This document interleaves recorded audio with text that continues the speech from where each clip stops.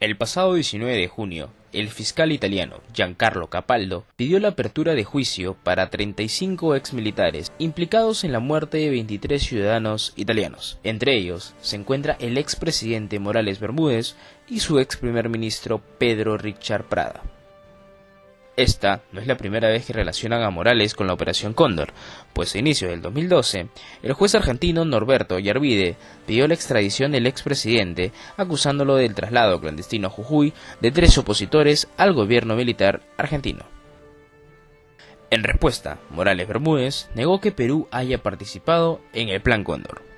Ahora viene este juez o fiscal argentino que hace lo mismo, ¿no? Porque pareciera que hay que hacer una bulla internacional sobre estas cosas.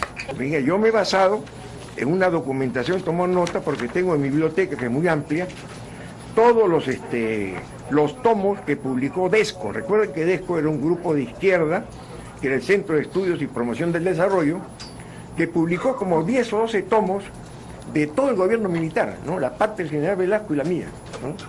Entonces ahí, por ejemplo, encuentro datos como este, ¿no? Casualmente, refiriendo a este asunto, el 30 de mayo del año 78, en la página 3069, dice: los cables informan que el gobierno argentino ha otorgado asilo.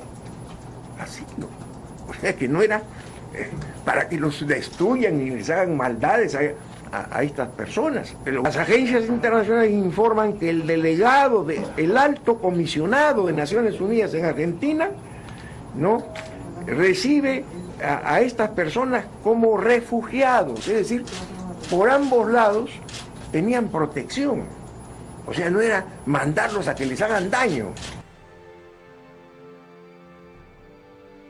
Esta operación unió países dictatoriales como Argentina, Bolivia, Paraguay, Brasil y Uruguay en coordinación con la Agencia Central de Inteligencia de Estados Unidos. Dicha alianza se dedicó al intercambio de información, seguimiento, detención y eliminación de los opositores políticos quienes se encontraban exiliados o refugiados en los países de gobierno militar.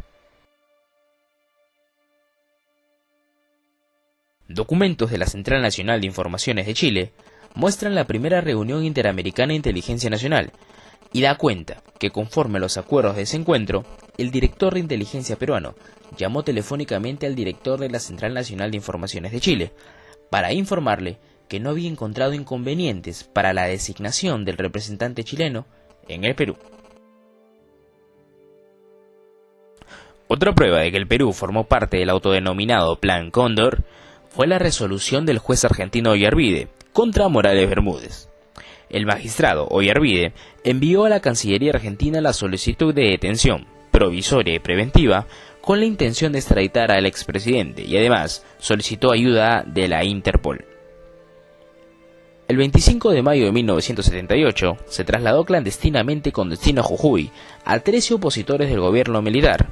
Los secuestrados fueron los siguientes: José Luis Alvarado, Justiniano Apaza, Alfonso Baella Tuesta, Hugo Blanco, Humberto Damote, Ricardo Díaz, Javier Díez Canseco, Genaro Ledesma, Ricardo Leps, Valentín Pocho Quispe, José Arce Larco, Guillermo Faura y Ricardo César Naburí.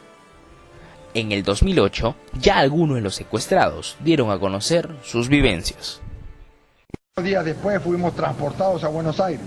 Ahí fuimos confinados a calabozos individuales en la Policía Federal, en la calle Moreno. El régimen era mucho más duro que en Jujuy. Reiniciamos las gestiones, logramos una llamada para cada uno.